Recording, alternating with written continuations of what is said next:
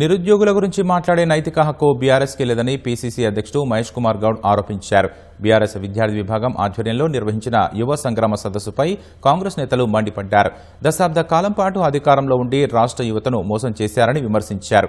కాంగ్రెస్ ప్రభుత్వం ఉద్యోగాలు భర్తీ చేయట్లేదన్న బీఆర్ఎస్ వాదనను హస్తం పార్టీ నాయకులు తీపికొట్టారు. కేటీఆర్ అసత్య ప్రచారాలు చేస్తున్నారని, 10 ఏళ్ల పాలనలో దోపిడీకి కేంద్రంగా మార్చారని ధ్వజమెత్తారు. కాంగ్రెస్ అధికారంలోకి వచ్చాక 70,000కు పైగా ఉద్యోగాలు భర్తీ చేశామని స్పష్టం చేశారు.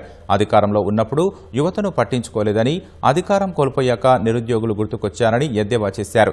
ప్రజా ప్రయోజనాలు, నిరుద్యోగుల సమస్యల కంటే కుటుంబ ప్రయోజనాలకే అధిక ప్రాధాన్యత ఇచ్చారని ఆరోపించారు. ప్రశ్నాపత్రాల లీకేజీతో ఎంతో మంది జీవితాలు ప్రశ్నార్థకంగా మారాయని విమర్శించారు. బీఆర్ఎస్ 10 ఏళ్ల పాలనలో నీళ్లు, నిధులు, నియామకాలు ఏమయ్యాయో ప్రజలకు కేటీఆర్ సమాధానం చెప్పాలని కాంగ్రెస్ పార్టీ నేతలు డిమాండ్ చేశారు.